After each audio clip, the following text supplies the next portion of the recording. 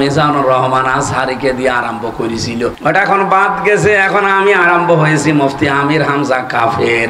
আমার মনে হয় এই ছড়ি যে কত দূর যায় আল্লাহ জানে। তাদের মতো এই 17 বছর জেল জুলুম সহ্য করেছেন, একটা বার জেলে গেছেন আপনি? রিমান্ড কি বসেন?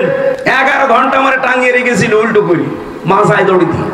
আপনি তো শুধু ভড়ি আর জব বানিয়ে ব্যস্ত আছেন। আপনি বলেন তো বাংলাদেশের একটা পীরকে দেখান যার ভড়ি বড় না, দেখান। আমি তো যতগুলো দেখেছি ওদের ভড়ি আর জহব্বা ছাড়া কিছু পাইনি।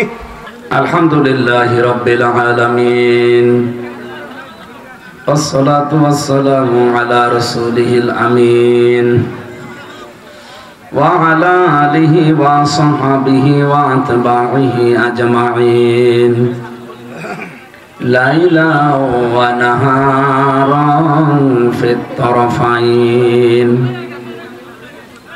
فقد قال الله تعالى في كلامه المجيد وبرهانه التوحيد.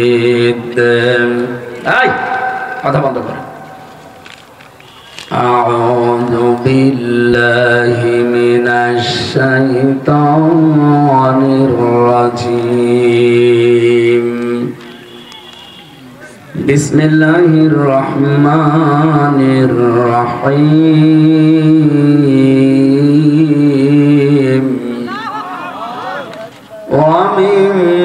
وممن خلقنا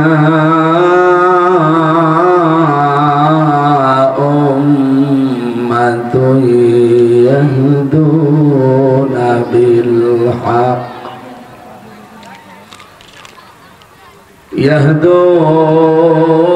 بالحق وبه يعدلون.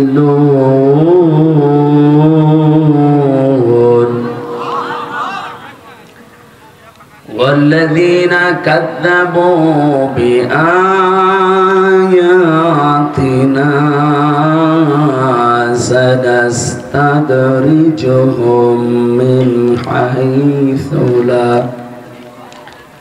سنستدرجهم من حيث لا يعلمون وأملي لهم إن كيدي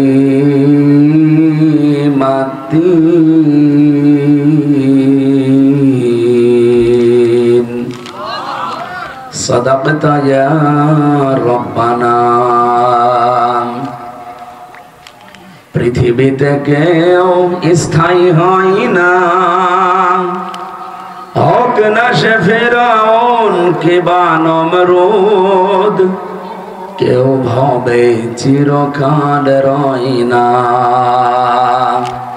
কেউ ভবে চিরকাল রয় না। আলহামদুলিল্লাহ, যশোর জেলার চৌগাছা থানার অন্তর্গত আন্দোলিয়া গ্রামবাসীর উদ্যোগে হাই স্কুল ময়দানে তাফসিরুল কোরআন মাহফিল। সভাপতির দায়িত্বে আছেন আলহাজ মাস্টার আজিজুর রহমান, সেক্রেটারি বাংলাদেশ জামাত ইসলামী 11 নম্বর শোক ফকরিয়া ইউনিয়ন পরিষদ। এ মাহফিলের প্রধান অতিথি মাওলানা গোলাম মোর্শেদ, আমির বাংলাদেশ জামাত ইসলামী চৌগাছা শাখা। বিশেষ অতিথি জনাব আব্দুল আলিম, সভাপতি বাংলাদেশ জামাত ইসলামী 11 নম্বর শোক ফকরিয়া ইউনিয়ন। এতক্ষণ যিনি আলোচনা রাখলেন আপনাদের পাশের থানা মহেশপুরের সন্তান, ইসলামিক চিন্তাবিদ, মুফাসসিরে কোরআন, হাফেজ মাওলানা মুফতি হাফিজুর রহমান জিহাদি। আলোচনা রেখেছেন মাওলানা হোসেন মাহফুজ চুয়াডাঙ্গা। মঞ্চে বসা সম্মানিত ব্যক্তিবর্গ, পাখা দিলে ভালো হতো, গা ঘেমে গেলে তো আবার ঠান্ডা বসে যাবে। আছে যদি থাকে দেন, নিয়ে আসতে বলেন। মঞ্চে বসা আছেন শ্রদ্ধাভাজন মামা নাজিবুর রহমান, পাশের থানায় বাড়ি ওনার, চৌগাছা মহেশপুরে সামান্তা। ওখানে আমার আগামী মাসের 8 তারিখে সামান্তা বাজারে তাফসীর মাহফিল আছে, আপনাদের অগ্রিম দাওয়াত দিয়ে গেলাম। দল বল নিয়ে যাবে। আহলুল কোরআন হুম আহলুল্লাহি ওয়া খাসাতুহু, যারা কোরআনওয়ালা তারা আল্লাহওয়ালা। শুধু আল্লাহওয়ালাই আল্লাহ শেষ করেননি। আল্লাহ বলেন তারা আমার পরিবারভুক্ত এবং খাস লোক। প্রধানমন্ত্রী যতদিন ছিল অবৈধ, যেটা আমরা বলি, ওনার কিছু খাস লোক ছিল না? কথা বলে না কেন? এই যশোরে ওনার কয়েকটা খাস লোক ছিল, তার ভেতরে চাকলাদার একজন একেবারে খাস লোক। এগুলো কোড়াল মারলে উঠবে না। তো এরকম খাস লোক যারা, এগুলো যেমন তার নেত্রীর কাছে সম্মানিত, মর্যাদা সম্মান তাদের একটু বেশি। কোরআনওয়ালা যারা, আল্লাহর কাছে তাদের সম্মান মর্যাদা অন্য মানুষের তুলনায় বেশি। এই কথা বুঝতেছেন? এই জন্য সামান্তা বাজারে ঐতিহাসিক তাফসীরুল কোরআন মাহফিল ওনারা আয়োজন করছে আগামী মাসের 8 তারিখে। আমি 9টা 9:30টায় রাত্রে ইনশাল্লাহ কথা আরম্ভ করব। যাদের সময় আছে দল বল নিয়ে যাবেন আল্লাহর কোরআনে কারীম শোনার জন্য। মঞ্চে বসে আছেন আপনাদের এলাকার এই দান বাক্সর হাফেজ সাহেব।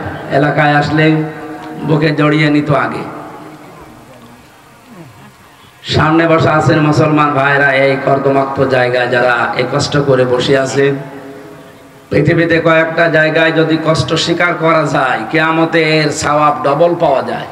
তার ভেতরে কোরআনের জন্য। আজকে যে কষ্ট হচ্ছে, এটা হামজার জন্য না কোরআনের জন্য? সুতরাং আজকের এই অনুষ্ঠানটা যারা সাজিয়েছেন, আপনার মাহফিলের সওয়াব যদি অন্য মাসে একটা হয়, আজকে ডবল হবে ইনশাআল্লাহ। সামনে বসা মুসলমান ভাইরা, পর্দার আলের সম্মানিতা মা এবং বোনেরা, এই জায়গায় শুধু গলা ঘেমে গেলে কণ্ঠ বসে যাবে। না না, ঠিক আছে, আস্তে আস্তে দিক। প্রশাসনের যে ভাইগুলো, সেটা বর্ডার এলাকা মনে হয় না? বর্ডার এলাকা, বর্ডার গার্ডও আছে, বিজেপির সদস্যরা আছে, প্রশাসনের ভাইরা আছেন।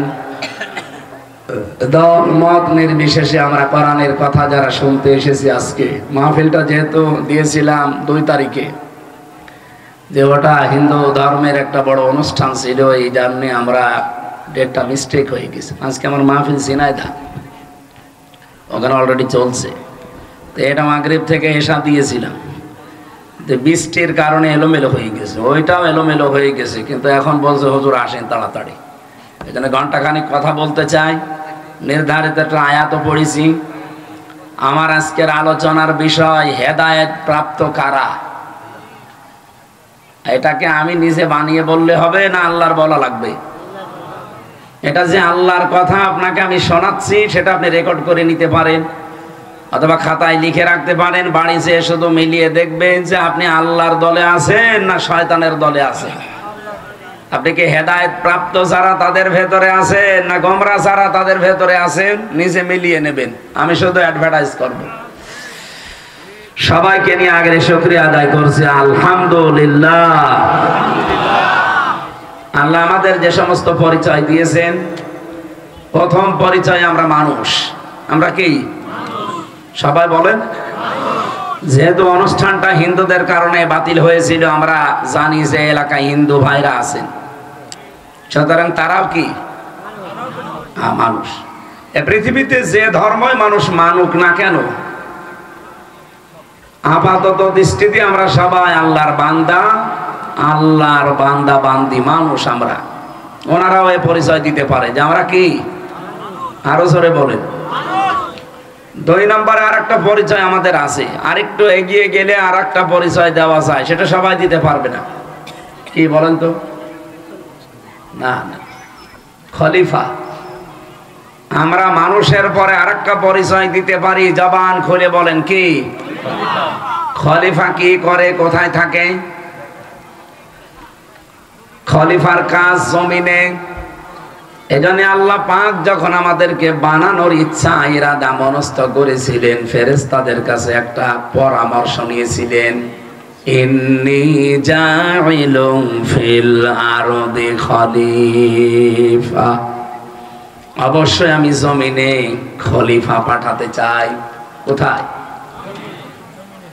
যশোরবাসী কান খাড়া করে শোনেন, এইটা দিয়ে যদি আপনার সব দিকে এলোমেলো হয়ে যায়, দেন না কেন, তাড়াতাড়ি করেন।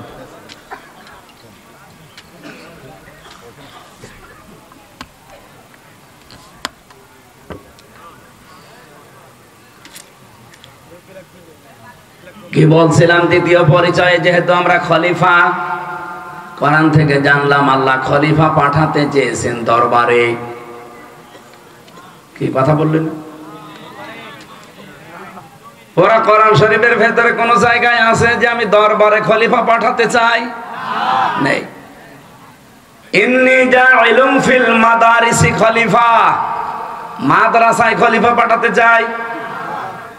ইন্নী জাইলুম ফিল মাসাজিদি খলিফা, মসজিদে খলিফা পাঠাতে চাই। আছে? নেই। আমাদের এই বাংলাদেশে আমরা খলিফা বলি কাদেরকে? যারা কাপড় চোপড় সেলাই করে, দর্জি, এরা নাকি খলিফা। চুল কেটে দেয় নাপিত, এরাও খলিফা। এমনকি ভিক্ষা করে, তাদেরকে অনেক জেলায় দেখি খলিফা বলে। আল্লাহ বলেন আমি খলিফা হিসাবে তোমাদেরকে পাঠিয়েছি। ইন্নী জাইলুম ফিল আরদি খলিফা। কোথায়? আর জোরে কাট সাট কটা এটাই। জমিনে আল্লাহ আমাদেরকে খলিফা করে পাঠিয়েছিলেন, আমরা জমিনে নেই। জালেমরা জমিন ফাঁকা পেয়েছিল, ৮০ মাইল বেগে চালাচ্ছিল। কি ১৮০ মাইল বেগে চালাচ্ছিল এই জমিন। আমাদের এই দেশে যা রাস্তাঘাট আমার তো সব আয়ত্তে আছে। ৬৩০টা থানার রাস্তাঘাট আমি প্রায় সব গেছি কম বেশি। হ্যাঁ, গল্প আপনারা করছেন তো আমরা তুলে দিলেন কেন? হ্যাঁ, আবার কথা বলেন না। না, এভাবে ক্লাস করা যাবে না। এখানে হয়তো স্লিপ অফ টান হবে কয়েকটা কথা, সেটা নিয়ে আপনারা ফতোয়াবাজি করবেন। ভালো করে শোনেন কি বলতে চায়, আর দেখেন তো মেলে কিনা। কোরআনে কারীম জানাচ্ছে তোমাদেরকে আমি খলিফা করে পাঠিয়েছি জমিনে। তোমরা জমিনে যেহেতু নেই, জমিন তো ফাঁকা থাকবে না। জালেমরা পেয়েছে, ওরা একেবারে মন মতো চালাচ্ছিল এতদিন। এবার আর জালেমরা মন মতো জমিন চালাতে পারবে না, কারণ আল্লাহর খলিফারা এবার জমিনে থাকবেন তো ইনশাআল্লাহ, নাকি দরবারে চলে যাবেন? কত মানুষ আজকে এই দেশে দরবারে বসে বসে ফতোয়াবাজি করছে। অনেক পীর এই দেশে কাফেরের ছড়ি নিয়ে বসে, আর বছরের প্রথম থেকে শেষ পর্যন্ত শুধু ফতোয়া বের করে কাফের কাফের কাফের। আমার মনে হয় কেউ আল্লাহ আল্লাহ জিকির করে, আরো জিকিরই করে কাফের কাফের। আমারে দিয়ে আরম্ভ করেছে এবার, কয়েক বছর আগে মাওলানা মিজানুর রহমান আজহারিকে দিয়ে আরম্ভ করেছিল।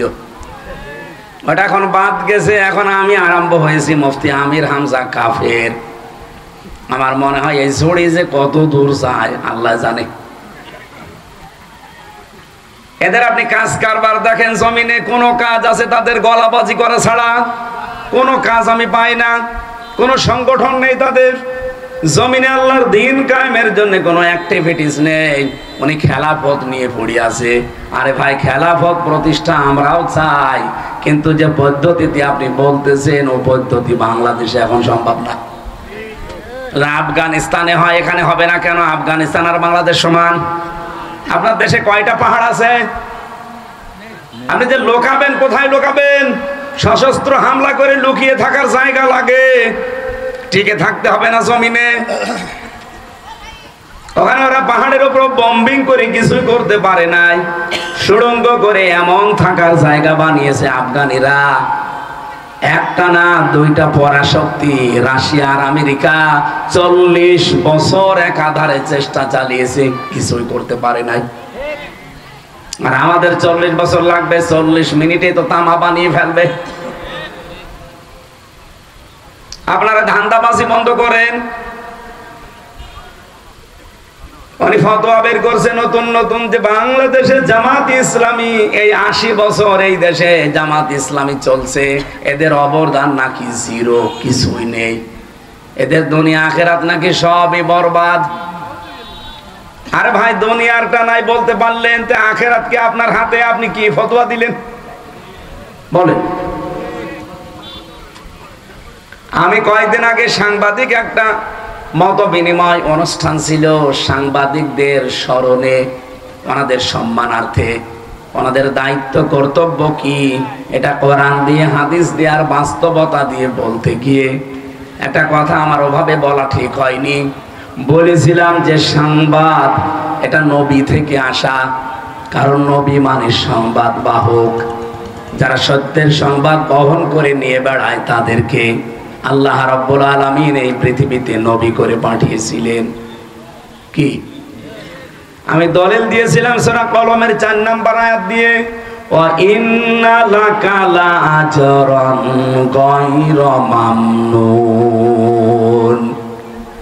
আপনি শব্দের দিকে খেয়াল করেন, ওয়া ইন্না লাকা লাআজরান, অবশ্যই আপনার জন্য, অবশ্যই আবার লাগিয়েছেন ওয়া ইন্না লাকা লাআজরান, অবশ্যই আপনার জন্য হে নবী, আবার বলছেন অবশ্যই, লাআজরান পুরস্কার আমি আল্লাহ রেডি করে রেখেছি, গায়রা মামনুন, শেষ হয়ে যাবে না পুরস্কার, নিরবিচ্ছিন্ন চলতে থাকবে। কেন এই পুরস্কার দিলাম জানেন? কারণ আপনি এই যে সংবাদ আমি যেটা আপনাকে দেই, এই সত্য সংবাদগুলো আমার বান্দা বান্দীদের কাছে পৌঁছাতে গেলে যে কষ্ট পান, সত্য কথা তুলে ধরতে গেলে যে কষ্ট আসে, আঘাত আসে, যে জুলুম নির্যাতনের স্টিম রোলার আপনার দিকে আসতে থাকে, এগুলো মোকাবেলা করেও আপনি যে সত্য সংবাদ পৌঁছিয়ে দেন, এই কারণে আপনাকে আমি নিরবিচ্ছিন্ন পুরস্কার দেব। সুবহানাল্লাহ বলতে পারেন না? নবী যদি সত্যের কথাগুলো সঠিকভাবে তুলে ধরতে পারে, এই পৃথিবীতে যারা সাংবাদিক তাদেরও উচিত, যারা এই দেশে নেতৃত্ব দেয় তারা যদি আদর্শ হিসাবে নেতা গ্রহণ করতে হলে মুহাম্মদ রাসূলুল্লাহকে গ্রহণ করবে না? বলেন না কেন? কেউ যদি স্বামী হতে চায়, আদর্শ স্বামী, সে মুহাম্মদ রাসূলুল্লাহর মতো হবে, কথা বলা লাগবে। কেউ যদি নানা হতে চায়, তাহলে আদর্শ নানা হতে হলে মুহাম্মদ রাসূলুল্লাহকে ফলো করা লাগবে, কথা বলেন। কেউ যদি রাষ্ট্রনায়ক হতে চায়, তাহলে আদর্শ রাষ্ট্রনায়ক হতে হলে তাকে মুহাম্মদ রাসূলুল্লাহকে ফলো করা লাগবে। এইটা বলতে বলতে আমার মাত্র 6 মিনিট সময় ছিল, পুরাটা গোছাতে পারি নাই। আমি একবারেই বলেছিলাম, যারা সাংবাদিক, সংবাদ বাহক, আপনাদেরও আদর্শ যেন হয় মুহাম্মদুর রাসূলুল্লাহ। আপনারা সাংবাদিকতা করেন, এটা কিন্তু মহান পেশা বলে আমরা ধরি অনেকে, যে মহান পেশায় আছে। আপনারা এই মহান পেশায় তখন থাকবেন যখন সত্যকে সত্য বলে তুলে ধরবেন আর মিথ্যাকে মিথ্যা বলে জানিয়ে দেবেন, তখন ওই পেশাটা মহান হবে। কিন্তু সাংবাদিকরা হয়তো অনেকে এখন ওই পথে নেই, তারা সত্য মিথ্যাকে মিশ্রণ করে একটা সংবাদ ছড়িয়ে দেয়, আর এটা সব চাইতে বেশি হয় বাংলাদেশে। কি কথা বলেন না কেন?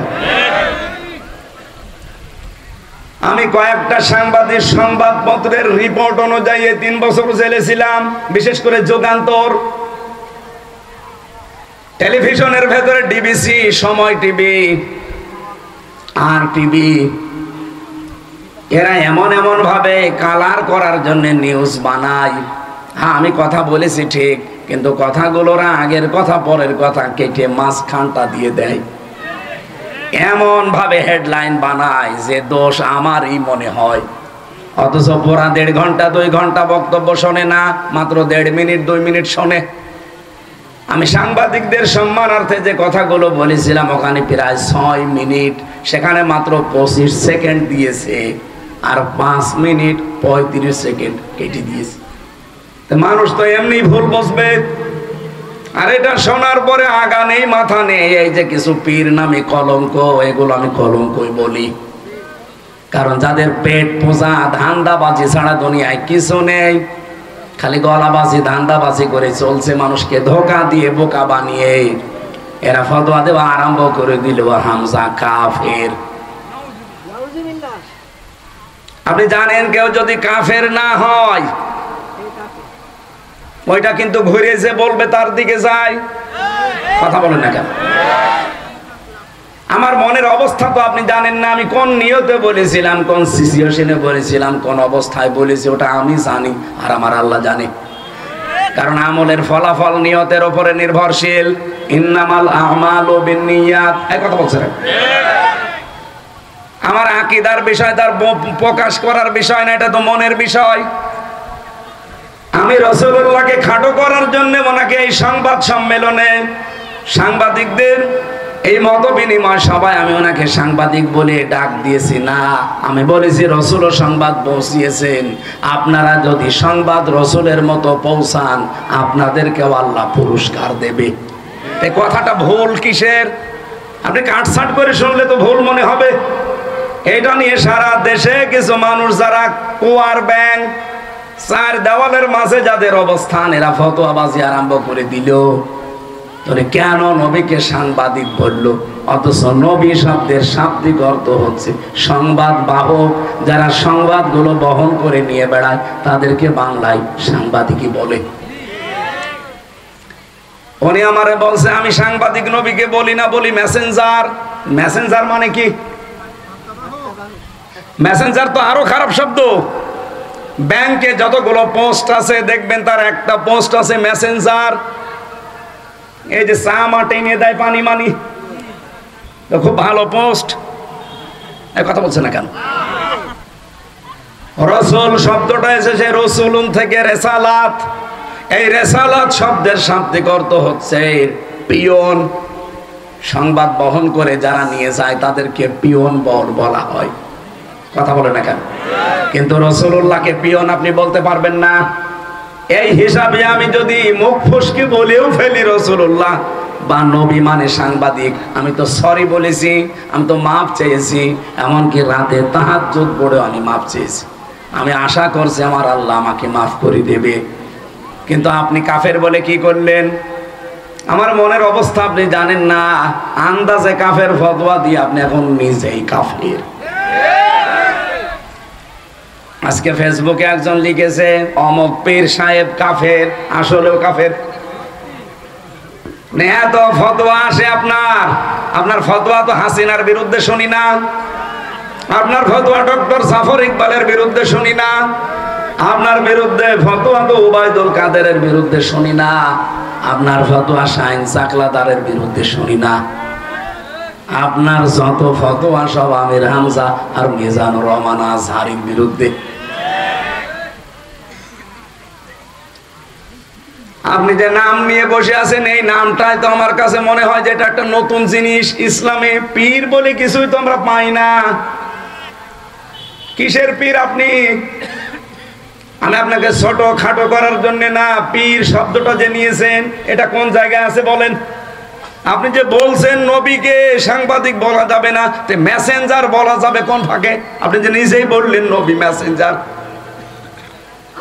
এই কথা বললে নবীর সম্মান আরো খাটো হয়। ব্যাংকে যারা পানি চা টেনে দেয় তাদেরকে আমরা মেসেঞ্জার বলি। এরকম একটা পোস্ট আপনি নবীর নামে লাগিয়ে দিলেন। আর সাংবাদিক যে কত উপরের পোস্ট সেটাকে আপনি ফালতু শব্দ বললেন। উল্টা পাল্টা নাম দিয়ে আবল তাবল করে আমারে নাই ছোট করেন।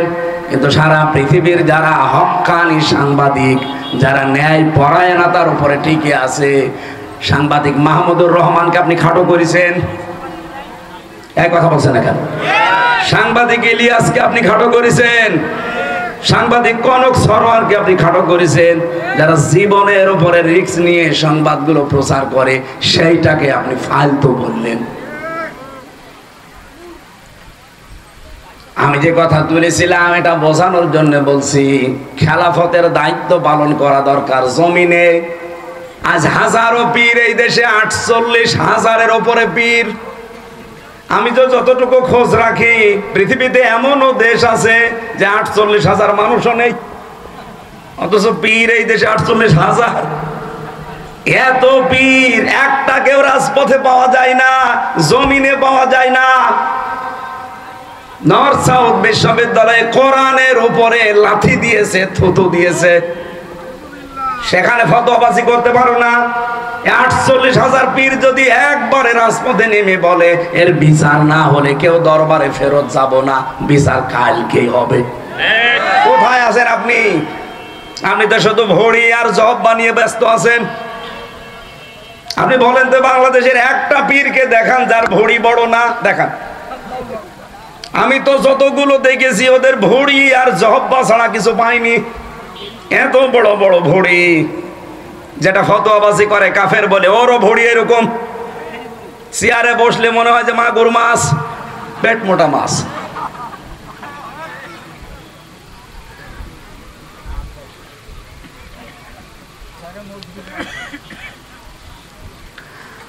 আমার মনে হয় এই দেশে একামতের দিন যারা কায়েম করতে চায়, হ্যাঁ তাদের ছোটখাটো ভুল ত্রুটি থাকতে পারে, কিন্তু আপনি কি করছেন? তাদের মতো এই 17 বছর জেল জুলুম সহ্য করেছেন, একটা বার জেলে গেছেন আপনি? রিমান্ড কি বসেন? 11 ঘন্টা আমার টাঙিয়ে রেখেছিল উল্টো করি মাথায় দড়ি দিয়ে। আপনারা কয় ঘন্টা টাঙিয়েছে? বলো রসুলের মর্যাদা রাখে না। রসুলের মর্যাদা ঠিক রাখতে গিয়েই তো 3 বছর জেল খাটলাম। আমি প্রথম দিনই যদি মেনে নিতাম যে ঠিক আছে বাবা শাহজালাল সব আলাল, 3 বছর না 3 ঘন্টা আমার ছেলে থাকা লাগতো না। কুষ্টিয়া থেকে যখন নিয়ে যাচ্ছিল প্রতিমধ্যে আমারে ছেড়ে দিত, কারণ যাওয়ার সময় তো বারবার আমারে বলছিল যে ছাত্রলীগের শুধু ওলামা লীগ বলে একটা দল ছিল ওই সময়, ছিল না? ওই দলের সদস্য হবেন শুধু বিশ্ববিদ্যালয়, বাকি আপনার কিছু করা লাগবে না, কারণ আপনি আসলে আমরা অনেক মানুষ নিয়ে আসতে পারবো, এই ধান্দায় ছিল তারা। আমি একবারে কাটছাট বলেছিলাম না, আপনারা যা ইচ্ছা তাই করতে পারেন। মিথ্যা মামলা দিয়েছেন এটা আমি জানি, যে আরো দিন, কিন্তু আমি সত্যের উপরে যেটা আমি বুঝেছি, এক চুলো আমার নড়াতে পারবে না। রিমান্ডের পর রিমান্ড দিয়েছে, প্রথম 5 দিন দিয়ে হয়নি, আবার দিয়েছে 5 দিন। আর রিমান্ডে কি সরাসরি জায়গায় আয়না ঘরে নিয়েছে, মাটির নিচে। আমি দেখতাম ওই জায়গায় হঠাৎ রাত 2টার সময় 5-7 জন মুখ বান্ধা আমার পাশ থেকে একজনকে বলছে ওঠেন। ওঠেন মানে? এখন বাজে রাত 2টা, কোথায় যাব? চলেন। ও মনে করছে ছেড়ে দেবে, ওরে বের করে নিয়ে খাঁচা থেকে হঠাৎ মাথার উপরে কালো কাপড় লাগিয়ে পেছনে হাত হ্যান্ডকাপ দিয়ে বেঁধে দিল। কান্নাকাটি করছিল মাটির নিচে। আমি সত্য কথা বলছি, এই যে কোরআন আমার সামনে। আমারে বলছে হামসা ভাই গেলাম, এরা যে কি করবে আমার বোঝা হয়ে গেছে। মুখ আমার যখন বেঁধে ফেলেছে কালো কাপড় দিয়ে, হাত যখন পেছনে বেঁধে ফেলেছে, 4-5 জন মিলে নিয়ে যাচ্ছে, তার মানে আমি বুঝে ফেলেছি আমার জীবনের শেষ দিন।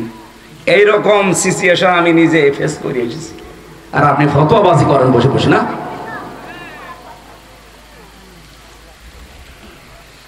কত মানুষকে এখনো পর্যন্ত, যদি হাসিনা থাকতো আমার মনে হয় আয়না ঘরে থাকা লাগতো। একই কথা বলছেন না? কত মানুষ 5 বছর 7 বছর আমি যেখানে ছিলাম সেই রুমে, তার পাশে দেওয়ালে লেখা ছিল তারিখ দিয়ে 2009-13 সালে ওখানে তারিখ দেওয়া, 8-8-2013 এভাবে তারিখ দিয়ে দেওয়ালে লিখে রেখেছে। এই যে এই নখগুলো দিয়ে খুশিয়ে খুশিয়ে যে ভাই এই যে নাম্বারটা কষ্ট করে লিখেছেন, কেউ বাইরে যেতে এই নাম্বারে বলবেন যে আমি বেঁচে আছি। এই দৃশ্য দেখে একটা মানুষ ঠিক থাকতে পারে? কোথায় 13 সাল আর কোথায় 24 সাল? এতগুলো বছর তার জীবনে চলে গেছে, লোকটা জানে না যে এখন কোন বছর, লোকটা জানে না যে এখন আসলে কোন মাস, কোন দিন, এটা কি বার, কয়টা বাজে, কিছুই জানে না। দিনের পর দিন, বছরের পর বছর তার মাথার উপর দিয়ে, তার জীবনে কোনো ঈদ নেই, জমার নামাজ নেই। একটা মানুষ কিভাবে 8 বছর 10 বছর 14 বছর এভাবে থাকতে পারে? আপনি একটু নিজেকে দাঁড় করান তো। আপনি বড় বড় পেট নিয়ে ফতোয়াবাজি করেন, নিজেকে একটু ওই জায়গায় দাঁড় করান যে কি করে ব্যারিস্টার আরমান 8 বছর কাটিয়েছে।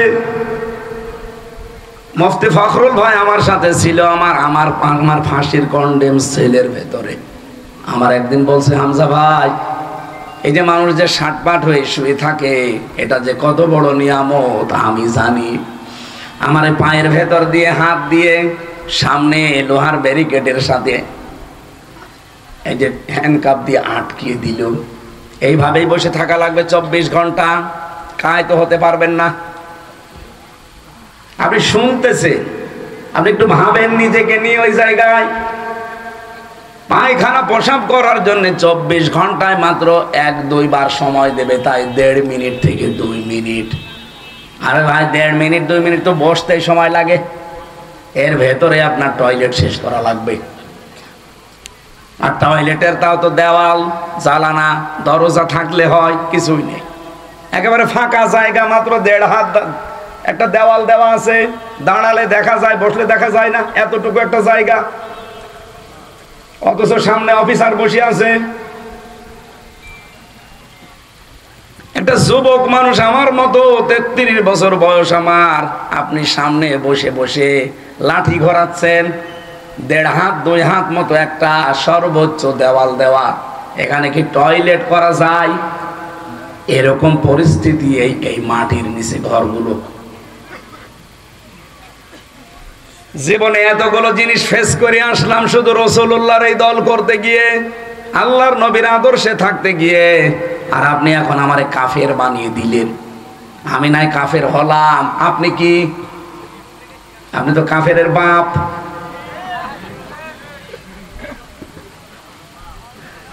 ঝড়ি নিয়ে বসে আছেন কাফের, বলবো সারে তারে আমার এবছর দিয়ে আরম্ভ করলেন, আগামী বছর মনে হয় হাফিজরে দিয়ে আরম্ভ হবে, কারণ ও তো ফতোয়ার ঝড়ি নিয়ে বসে আছে।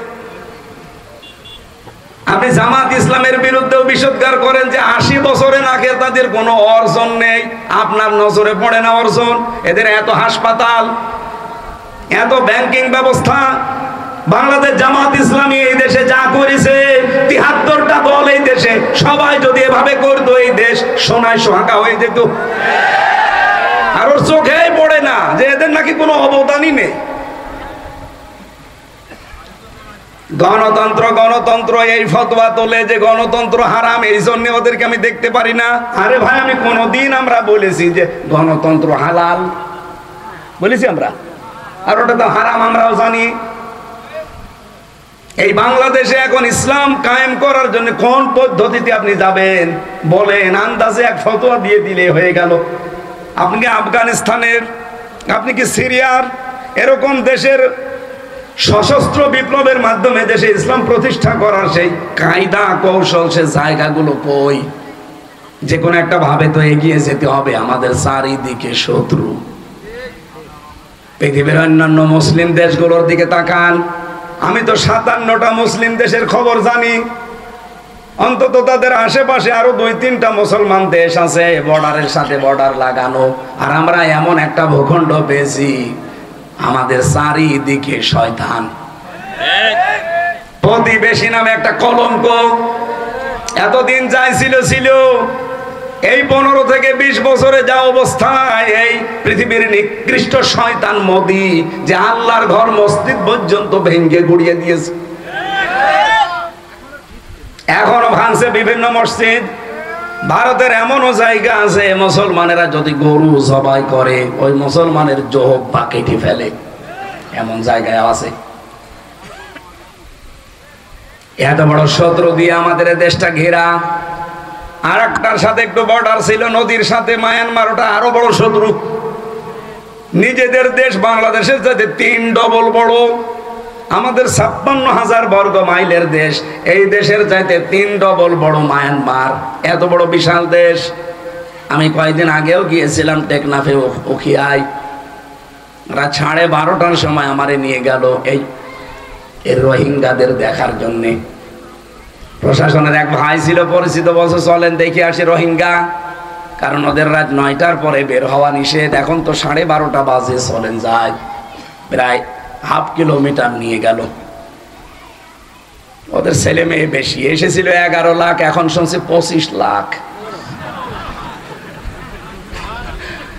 আল্লাহর নামে জন্ম দিয়ে যাচ্ছে।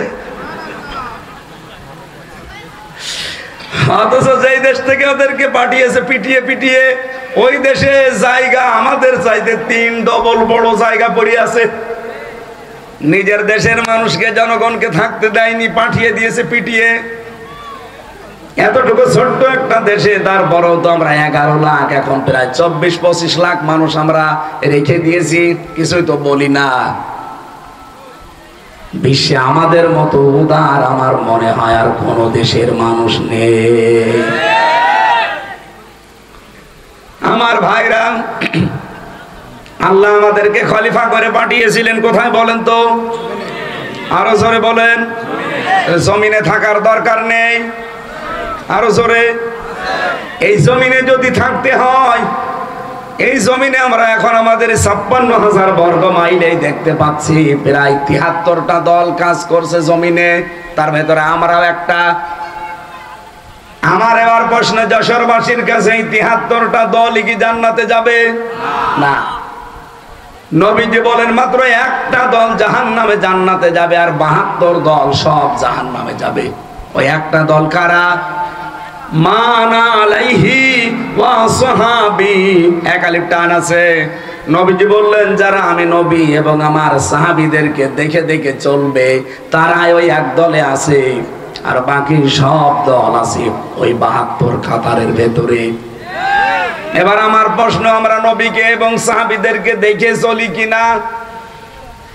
বিশ্বনবী মুহাম্মদ রাসূলুল্লাহকে দেখে চলা মানে শুধু তার জুব্বা আর দাড়ি নেওয়া না।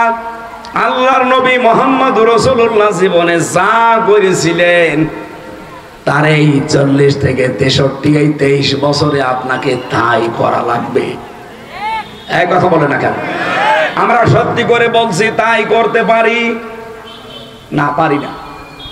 আমাদের দেশে হয়তো আমরা দাড়ি রাখতে পারি, জুব্বা গায়ে দিতে পারি, সর্বোচ্চ মসজিদে 5 ওয়াক্ত নামাজ পড়তে যেতে পারছি। এই নবীজির জীবনকে এতটুকুই ছিল? আরো জোরে বলেন। বিশ্বনবী মুহাম্মদ রাসূলুল্লাহ রাষ্ট্রনায়ক ছিলেন, উনি রাষ্ট্রপতি ছিলেন। রাজনীতি না করলে, উনি রাজনীতি না করে রাষ্ট্রপতি হলেন কি করে? যারা আজ বলে যে হুজুররা রাজনীতি করে কেন, আমার মনে হয় ও নবীজির জামানায় থাকলেও এই কথাই বলতো। মুহাম্মদ আবার রাজনীতি করে কেন? তো নবীকে যদিও কথা ওই সময় কাফেররা বলতে পারে, এখনকার ওদের আন্ডা বাচ্চা আমাদের বলবে 1 আর 2। 1500 বছর আগের দিকে তাকান, ঠিক কাফেররা ওই জামানায় বলেছিল মুহাম্মদ কাবা ঘর নিয়ে থাকো, বাইরে আসবা না, বাইরে আমাদের সব পরিবার সমাজ আর রাষ্ট্র আমরা চালাবো, তুমি এই কাবা ঘর নিয়ে থাকো, কোনো অসুবিধা নেই। বিশ্বনবী মুহাম্মদ রাসূলুল্লাহ মেনেছিলেন। আরো জোরে বলেন। তিনি ডাক দিলেন কাফেরেরা, বলিয়া আজ্জুহাল কাফিরুন লা আবুদু মা তা'বুদুন। হে কাফেরেরা, তোমরা যার ইবাদত করো আমি তার ইবাদত করি না, বরং আমি যার ইবাদত করি তোমরা তার ইবাদত করো না। লাকুম দীনুকুম ওয়ালিয়া দীন, সুতরাং তোমাদের ধর্ম তোমাদের জন্য, আমার দিন আমার জন্য। আমার ভাইরা, আমি আয়াত দিয়ে যেটা বোঝাতে চাই আপনাদের, যেহেতু একটা আয়াত পড়েছিলাম সূরা আরাফ 181, 82, 83, এতগুলো আয়াত আমি এমনিতেই পড়ি না, একটা আয়াতের তাফসীর করব আজকে। আল্লাহ পাক বলেন মিম্মান খালাকনা উম্মাতুন ওয়া মিম্মান খালাকনা। আল্লাহ এখানে নিজে ফাইল, নিজে কর্তা। রব্বুল আলামিন বলেন অবশ্যই আমি আল্লাহ নিজে বানিয়েছি। এই পৃথিবীতে যত মানুষ বানিয়েছি বিভিন্ন দলে বিদলে তারা বিভক্ত হয়ে আছে, কিন্তু এই দলের ভেতরে একটা দল আমি আল্লাহ, তাদের পরিচয় তোমাদেরকে তুলে ধরলাম, দেখো তো তোমরা তাদের ভেতরে আছো কিনা। যারা মানুষকে ইয়াহদুনা বিল হক, সৎ পথ দেখায়। আজ বাংলাদেশে কত মানুষ আছে, কত পথ দেখাচ্ছে, কিন্তু একটা দলকে আমরা দেখি তারা আমার আল্লাহর বিধানের দিকে তারা ডাকতেছে। এই কথা বলে না কেন? তারা কিন্তু ডাকছে তার বাবার দিকে না, তার স্বামীর দিকে না, এমনকি তার পূর্বপুরুষদের দিকেও ডাকে না। তারা ডাকলেই বলে ইয়াহদুনা বিল হক, এই পৃথিবীতে হক হচ্ছে আল্লাহ, হক হচ্ছে আল্লাহর বিধান, এজন্য তারা ডাকে আল্লাহর বিধানের দিকে। ইয়াদের তাফসীর পড়তে গিয়ে আমি সূরা শুরার 13 নম্বর আয়াতের মাঝের অংশটা মিলিয়েছিলাম। আল্লাহ পাক বলেন, হে নবী, আপনি যেদিকে মানুষকে ডাকেন যে আসো আমরা আল্লাহর বিধান কায়েম করি এই জমিনে, আল্লাহ শুধু নামাজের বিধান দেয়নি, যাকাতের বিধান দেয়নি, এরকম বিধান দিয়েছেন 500। কত? এই 500 বিধানের কথা যখন বলবেন কি হবে জানেন? কাবুর আলাল মুশরিকিনা মা তাদউহুম ইলাইহি। যখন আপনি মানুষকে বলবে আসো আল্লাহর বিধানের দিকে, আল্লাহর এই নিয়ম নীতিগুলো আমরা কায়েম করি, আপনি দেখবেন সবচেয়ে বেশি মন খারাপ করবে, রাগ করবে, অপছন্দ করবে এই কথাটা যারা মুশরিক। তারা কারা? বলেন বলেন। আমি নাম ধরেই বলছি, বাংলাদেশ জামাত ইসলামী। এরা কি আল্লাহর বিধান কায়েম করার কথা বলে না? বলে না? তাহলে এদের এই কথা শুনলে যারা বলে যে এটাও আমাদের মতো রাজনীতি, এরা কথা শুনলে বলে যে এটাও আমাদের মতোই ধান্দাবাজি। আরে এরা ডাকে আল্লাহর বিধান কায়েমের জন্য। আল্লাহ বলছেন এই কথা বললে রাগ করবে, মন খারাপ হবে, উল্টা পাল্টা ফতোয়া দেবে যারা মুশরিক তারা। তাহলে আপনি কি মুশরিক? এই বাংলাদেশে এখন তো মুশরিক কারা এটা প্রমাণ হয়ে যাচ্ছে। প্রশ্ন আসতে পারে, কই আমি তো শিরিক করি না, আমি তো মুশরিক না। আপনি টের পাচ্ছেন না? আপনি মুশরিক কিনা আপনি টের পাচ্ছেন না?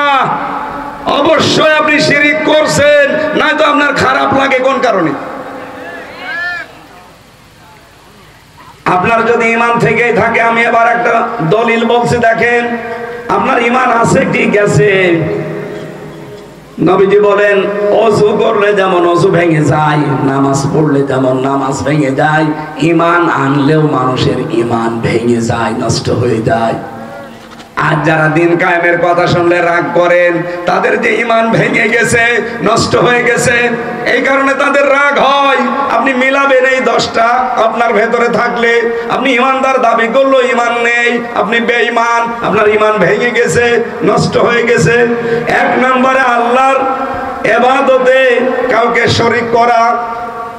এখন ইবাদত কি? খালি নামাজ পড়া ইবাদত?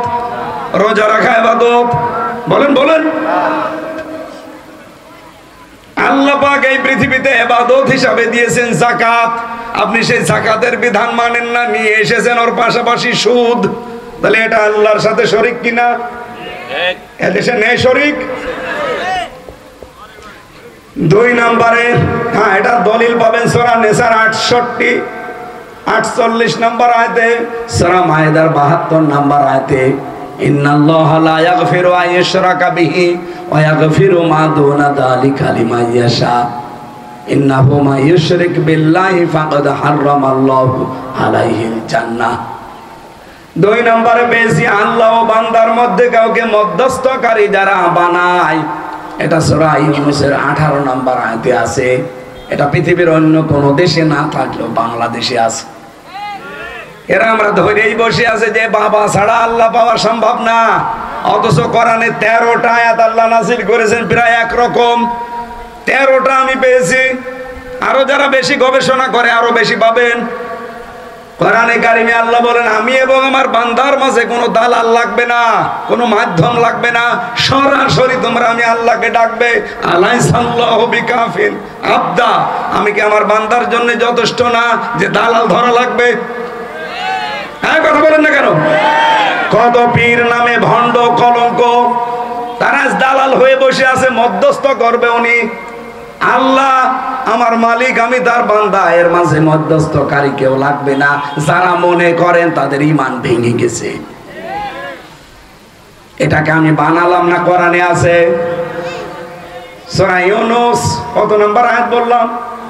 18। লিখে নেন, তুলে নেন, রেকর্ড হচ্ছে, বাড়িতে মিলাবেন যে আপনার ঈমান আছে না গেছে, আপনি নিজে টের পাবেন। 3 নম্বরে কাফেরকে যারা কাফের মনে করে না, সূরা আলে ইমরানের 28 নম্বর আয়াতে আছে। 4 নম্বরে মুসলিমদের বিরুদ্ধে মুশরিকদেরকে যারা সমর্থন এবং সহযোগিতা করে, যারা বলে আমরা শরিয়া আইন বিশ্বাস করি না, এরা মুশরিক কিনা বলেন তো? বলেন বলেন। বাংলাদেশে কত আলেম নামে জালেবাজ ইসলামপন্থীদের সমর্থন করে না, করে মুশরিকদের। তাদের ঈমান আছে না গেছে? আমি মনে হয় এটা বানালাম না। এর দলিল হচ্ছে সূরা মায়েদা 51 নম্বর আয়াত, সূরা তাওবা 23 নম্বর আয়াত। বাড়িতে মিলিয়ে দেখবেন তাফসীর সহ। 5 নম্বরে জাদু করা এবং জাদু শেখানো, জাদু শিক্ষা করা এবং শেখানো, দুইটা করলে ঈমান চলে যায়, নষ্ট হয়ে যায়। সূরা বাকারার 102 নম্বর আয়াতে আছে। 6 নম্বর দিনের কোন বিধান নিয়ে যারা ঠাট্টা বিদ্রুপ করে, এটা তাওবায় আছে, সূরা তাওবার 65-66 নম্বর আয়াতে। 7 নম্বরে দিন ইসলাম থেকে যারা মুখ ফিরিয়ে নেয়, সূরা সেজদার 22 নম্বর আয়াতে আছে। আমান আরাদা আন যিকরি, না, আমান আসলামু মিম্মান, না ওটা না, সাতা মনে আসে না আমার কাজের সময়।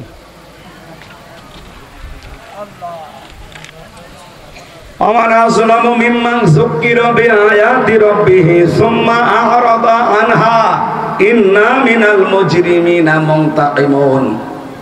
আল্লাহ বলেন বড় জালেম দুনিয়ায় তো ওইটা, যাকে আল্লাহর আয়াত দিয়ে ওয়াজ করা হয়, আল্লাহর কোরআন দিয়ে বোঝানো হয়, আর সে মুখ ফিরিয়ে চলে যায় অন্যদিকে। এর মতো বড় জালেম আল্লাহর কাছে আর নেই। আর এটা বাংলাদেশে বেশি। আমি যা ওয়াজ করছি এ কি আমার নিজের কথা না আল্লাহর কথা? সব নোট করে নিয়ে এসেছি। 8 নম্বরে কাউকে দিন শরীয়তের ঊর্ধ্বে মনে করা, এটা বাংলাদেশে 15 বছর যেটা বঙ্গবন্ধুকে মনে করা হইতো, দেখেছেন না? সব জায়গায় উনি, এমনকি বঙ্গবন্ধু টয়লেট আমি নিজে পেয়েছি নীলফামারীতে। বঙ্গবন্ধু টয়লেট ওর নামেও টয়লেট লাগিয়ে দিয়েছে। আল্লাহ রাসূলের ঊর্ধ্বে কাউকে মনে করা যাবে? এটা সূরা মায়েদার 3 নম্বর আয়াতে আছে। 9 নম্বরে রাসূলুল্লাহর ফয়সালার তুলনায় অন্য কোন ফয়সালাকে উত্তম মনে করা, সূরা নিসার 65 নম্বর আয়াতে পাবেন। ইন্না বালা ফালা ওয়া রাব্বিকা, ফালা না, ফালা ওয়া রাব্বিকা লা ইউমিনুনা হাত্তা ইউহাক্কিমুকা ফিমা শাজারা বাইনাহুম সুম্মা লা ইয়াজিদু ফি আনফুসিহিম হারাজাম মিম্মা কাদাইতা ওয়া ইউসাল্লিমু তাসলিমা। 10 নম্বরে মুহাম্মদ রাসূলুল্লাহর আনিত বিধানকে অপছন্দ করা, এটা পাবেন সূরা মুহাম্মদের 9 নম্বর আয়াতে, সূরা নিসার 64 নম্বর আয়াতে। আল্লাহ পাক যে বিধান নবীজির মাধ্যমে আমাদেরকে দিয়েছেন, তার তুলনায় যদি অন্য কোনো বিধানকে কারো ভালো লাগে, পছন্দ হয়, তার ঈমান আছে না গেছে? এ বাংলাদেশে এবার আপনি মিলান এই 10টা, আমার মনে হয় 100 জনের বহু মানুষের ঈমান আর নেই, ভেঙে গেছে। এখন যাদের ঈমান নেই তাদেরকে আমরা কি বলি? মুশরিক। বলেন বলেন। যারা শিরিক করে তাদেরকে আমরা মুশরিক বলি, যেহেতু তাদের ঈমান ভেঙে গেছে, নষ্ট হয়ে গেছে। সুতরাং মুশরিকদের কাছে আল্লাহর দ্বীন কায়েমের কথা বললে খারাপ লাগবে, কষ্ট হবে। এই বাংলাদেশে আপনি তাহলে মুশরিক, আপনি যে কোনো ভাবে শিরিক করছেন, আপনার ঈমান কিন্তু শেষ। আবার বলছেন নবায়ন করি, আবার সঠিক জায়গায় আসেন। তাহলে আল্লাহর দৃষ্টিতে এই পৃথিবীতে হক দল, হেদায়েত প্রাপ্ত মানুষ তারা যারা আল্লাহর এই হক পন্থায় মানুষকে ডাক দেয়। আর এই দেশে দেখেন কত মানুষ কত দিকে ডাকে। আমরা গ্যারান্টি দিয়ে বলতে পারি আমরা বাবার দিকে ডাকি না, আমরা মানুষের তৈরি করা আইনের দিকে ডাকি না, আমরা ডাকি কার বিধানের দিকে? এবং এই ও বিহিয়া দিলুন 2 নম্বরে এই বিধান দিয়ে যারা ন্যায় বিচার কায়েম করতে চায়, আল্লাহর বিধান ছাড়া ন্যায় বিচার কায়েম করা সম্ভব না। তার প্রমাণ এতদিন আমরা পাইনি, আমি নিজেই তো পেলাম। এই 3টি বছর আমার জেলে থাকা লাগতো না যদি আল্লাহর বিধান এই দেশে কায়েম থাকতো। কত লক্ষ লক্ষ মানুষ জেল খাটে আমার মনে হয় শুধু আল্লাহর বিধান এই দেশে না থাকার কারণে। আমার সাথে একজন খাবার টেনে দিত জেলখানায়, উনি আজ 6 বছর জেলে আছে। জিজ্ঞাসা করলাম ভাই কিসের মামলা? বলছে আমার শত্রুতা করে ধর্ষণ মামলা দিয়েছে। অথচ লোকটা এরকম মুরব্বী মানুষ, একজনের সাথে রাগারাগি ছিল, সে পেরিয়ে ওঠে না, শেষ পর্যন্ত তার 6 বছরের একটা মেয়েকে এর নামে ধর্ষণ মামলায় লাগিয়ে 6 বছর জেলে রেখে দিয়েছে। এরকম হাজার হাজার মানুষ জেলে আছে, ও জানেই না যে ওর অপরাধ কি।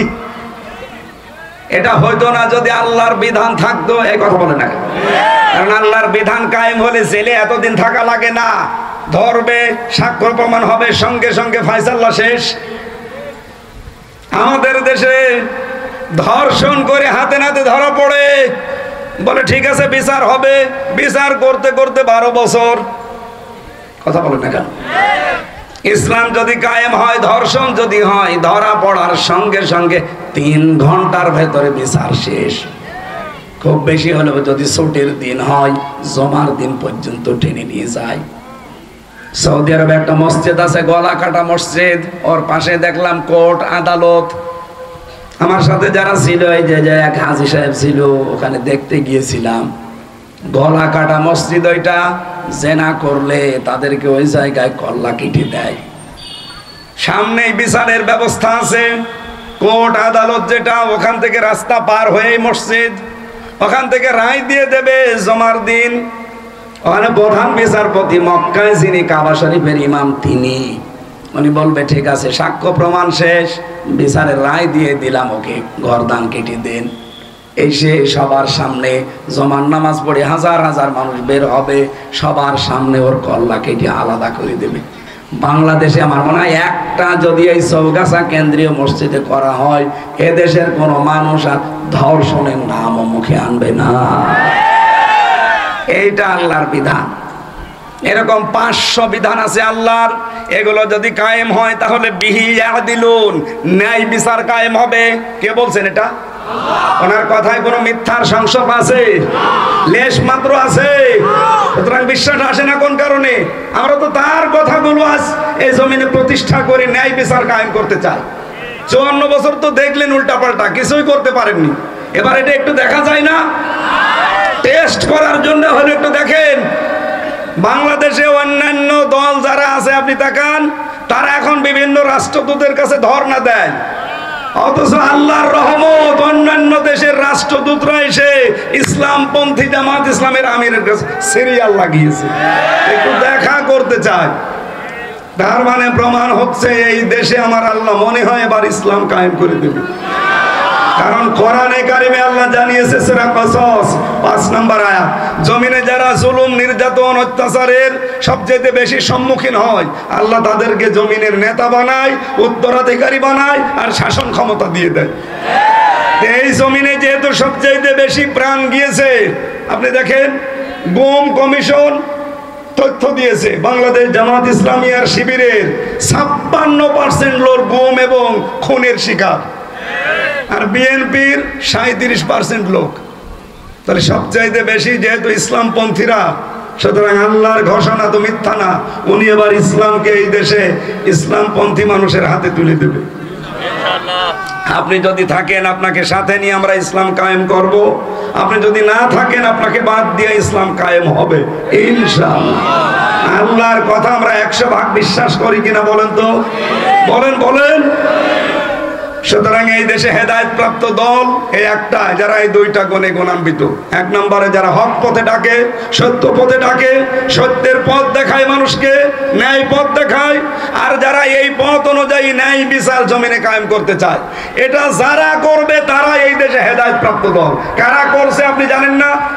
নাম ধরা লাগবে কোন কারণে? আপনি তো টের পাচ্ছেন না। পারলে আপনি সূরা আরাফের 181 নম্বর আয়াত বিস্তারিত তাফসীর সহ পড়েন, দেখবেন আমি যেটা বলতে চাই এটা চলে আসবে। আপনি আশা করছি এই 2টা গুণ যাদের ভেতরে পাবেন সেখানে থাকবেন। আমিন। যেহেতু অনুষ্ঠানটা ধরা লাগবে, এখন 9:15 বাজে, আমি মাওলানা হাফিজুরকে 2 মিনিট সময় দিচ্ছি, উনি একটা কাজ করবে। কেউ উঠে যাবেন না ভাই, মোনাজাত করে বাড়ি যাবো আমরা, একটু তাড়াতাড়ি ভাই। আল্লাহ বিল্লাহিল আলিয়্যিল আযীম। রব্বুল আলামিন, সঠিক কথাগুলো তুলে ধরার চেষ্টা করেছি। অল্প সময় আমরা যারা বুঝেছি আমাদেরকে আমল করার তৌফিক দাও। সওয়াবগুলো তুমি নবীজির রওজায় পৌঁছিয়ে দাও। ইহদিনা বিল হক ওয়া বিহি ইয়াদিলুন। আল্লাহ তাআলা এই দুইটা আমল আমাদের জীবনে তুমি সেট করে দাও, সারাটা জীবন যেন হক পথে মানুষকে ডাকতে পারি। আল্লাহ তাআলা ওই হক যেন কায়েম করতে পারি, ন্যায় বিচারের মাধ্যমে সেই পরিবেশ আমাদের অনুকূলে এনে দাও। যারা এই আয়োজনের সাথে সম্পৃক্ত তাদের কবুল করো।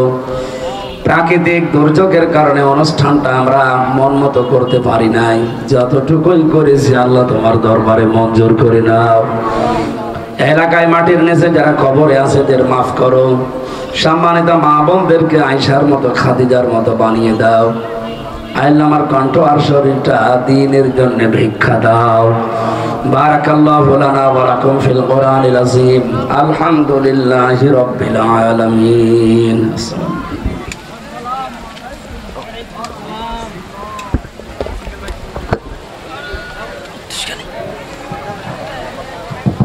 মঞ্চের ব্যাগগুলো আমাদের মঞ্চে পাঠিয়ে দেন।